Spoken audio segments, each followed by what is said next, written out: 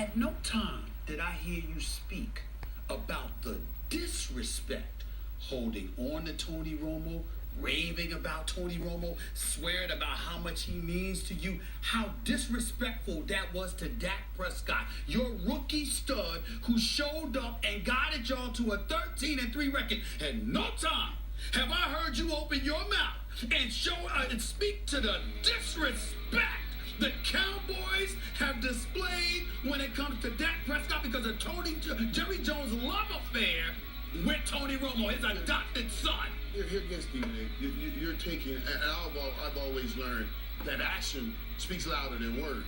You're saying Jerry's words about Tony Romo should override Jerry's action on giving Dak the job when he earned it. I don't see that. What about the respect? Take the diss out that you get when you say, I know that's my guy, and I know I love this guy, but you have earned the right. Jerry Jones had no choice. Oh, he's a billionaire. He had a choice. He had no choice. After Dak Prescott was winning those football games, you gonna bring in Tony Romo with his bad back, bad collarbone, bad pinky finger self, and you gonna tell me you was gonna put Tony Romo back in there? He made the right choice. He had a choice. He made the right choice. And he had no choice, and you know it. He relinquished the job to Dak Prescott and set the man down that he loved the most. I say that's respect, not disrespect. Don't you people let him fool y'all with all these fancy words. Don't you have a problem with the fact that Jerry Jones seems as if he has more love for Tony Romo than he ever had for you, than he ever had for Emerson or anybody? Listen. Tony Romo hasn't won a thing. He's won 2 playoff in 10 years. I get on his airplane. I see my picture bigger than me in life, in real life. I know what he got for me. I know what he got for me. Fair. He doesn't bring his other billionaire friends around anything. Hey, when you get in the elevator to go to his office, I got a big lifestyle picture right there. Here's Michael Irvin. What happened when you go to the stadium and go to the game? I got a big lifestyle poster. Before the game is played, I'm on the big lifestyle screen. No, I'm good, buddy. I am good. I am good. I got you. You was high. That was the reason you were so good. But that's another story for another day, y'all. I got to fall back on that one. Okay. Okay, so if Romo means so much to the franchise and Jerry Jones, and he had to make the right choice to go with Dak Prescott and all that, why not just keep Romo instead of getting a 5th round pick from a 4th round pick, which you may not even get? Well, I understand you can free up money for the defensive backfield, but what's the Cowboys' issue been these last several years? No backup QB. It's the same amount of money you had allotted for the position. Who cares who starts and who sits on the bench? Sit on the bench. Because of the mutual respect. And it's not just the money thing here. It's too much mutual respect between these guys. And Tony is too much of a competitor. That's why I can definitely say and emphatically say there's no way Tony Romo wants to sit down. This guy, what we don't do is give him the credit he deserves. I say, if outside of Tom Brady, Tony Romo's story is one of the greatest NFL stories. When you measure men in distance travel, when you measure men, I'm giving it to you. I'm going to lob it up and then I'll give you the story behind it. When you measure men in distance travel, from where Tony Romo came from to where Tony Romo is, the only person that beats distance travel Tony Romo is Tom Brady. Okay, I'll give you that. Where Tom Brady came from to win the Super Bowl. Tony Romo, statistically, is one of the greatest quarterbacks this game has ever seen. Statistically. And he started in nowhere land. Except he's never available, Michael. He's been available. His body's broken down. Michael never make it through the season. Numbers didn't get there never being available. You guys have extrapolated this and made it never. He got cracked He's been hurt the last couple years, but he's not never. Michael, my brother, you are a 3-time Super Bowl champion and a Hall of Famer. And you are sitting on national TV with folks watching you in the millions, okay? And they're looking at them and you're saying that this man who's won 2 playoff games in 10 years is not appreciated enough? Do you have any idea how asinine that statement is? What is wrong with this? It's about reduction. What has happened to you? Where is the Michael Irvin that I have known and loved? Where have you gone? Fucking Stephen A. Smith, boy. You gotta love this dude. Now we're talking about Tony Romo. Oh, it's about production. The man has produced. He has produced. Over his career, he has produced. No, He hasn't won a championship, but he has played well. And nobody expected him to do that because they didn't draft him. Nobody even thought he would be. That's not the point. Give me that argument. His first 2 or 3 years in the league. You've been in the league for a decade, and you got 2 playoff victories and take it. It takes 3 playoff victories minimum to win a Super Bowl in 1 year. The man has won 2 playoff games in 10 years. And 3 times Yeah, Super Bowl Cap champion. has been, to 2 NFC Championship games and a Super Bowl, and was 1 play away from going to back-to-back Super Bowls. But I'm gonna just leave it at that. Can't do that.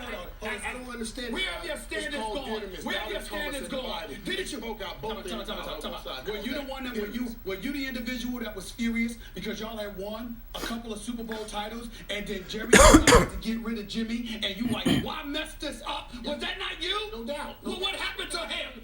Where has he gone?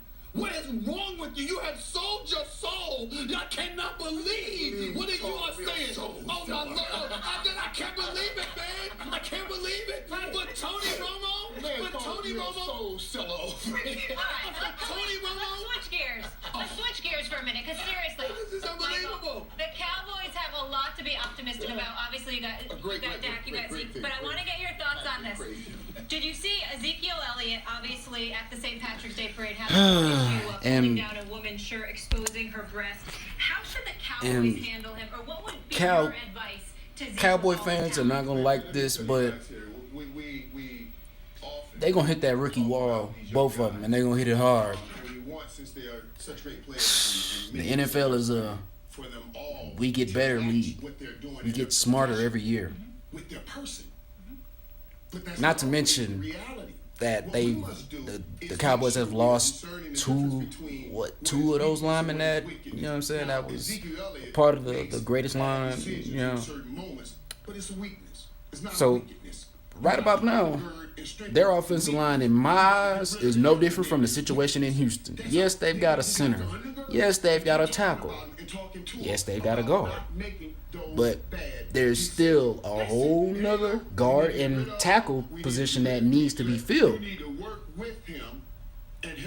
But I'm gonna just leave it at that. I'm gonna just leave that there. And I think Zeke would do that. I think he would do that. He's learning and understanding the stage he's on. That is bigger than he could fathom. I told him, I said, man, listen, Ohio State is big. You got to multiply it by 20 to get a grasp. What makes you think he's learning that? Because he keeps making these kind of not sinister mistakes, but bad mistakes in public nonetheless. What makes you think he's learning? Well, when we're sitting here. Don't stop stuttering, man. That comes after the bad decision. Trust me, you start taking into account, oh, I can't do those things. I can't do those things. I can't do those things. He has to be learning that. He has to be learning, and I know we're talking to him about trying to get it. I will genuinely say I have nothing to add because I couldn't have put it any better. You're more qualified than almost anybody to say what you said, and I appreciate where you're coming from. So I thank you for that. And I root for Ezekiel Elliott because he's a bad boy. He can play. I can't stand Cowboy fans, but it doesn't mean I don't have love for the players. Back to the original point, though, I want to add this to close out this segment. A guy by the name of Michael Irvin and Emmitt Smith both had to hold out at points in their careers to get their money from Jerry Jones.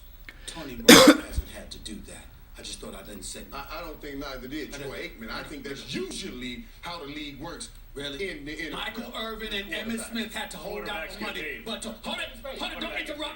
Michael Irvin and Emmitt Smith had to hold out for money, but Tony Romo did not. At the time we signed the deal, it was the biggest deal in the history.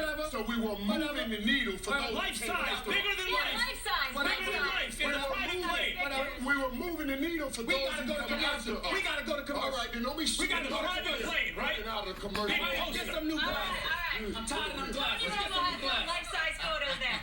Terrell Owens, still not in the Hall of Fame. Michael Irvin will give him some advice after the break. Stay with us. This is his first take from LA. Man, I really don't want them to talk about that shit, cause any NFL fan that's got a mind that, well, let me rephrase that.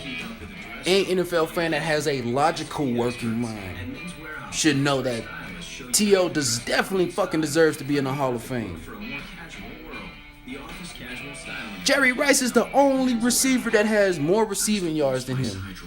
The man is third 3rd in receptions, top 10 when it comes down to touchdown catches. Only the sense of time can be the judge of that. But you don't want to induct him. Anytime it's too nice out to be a work day. But Corona gets its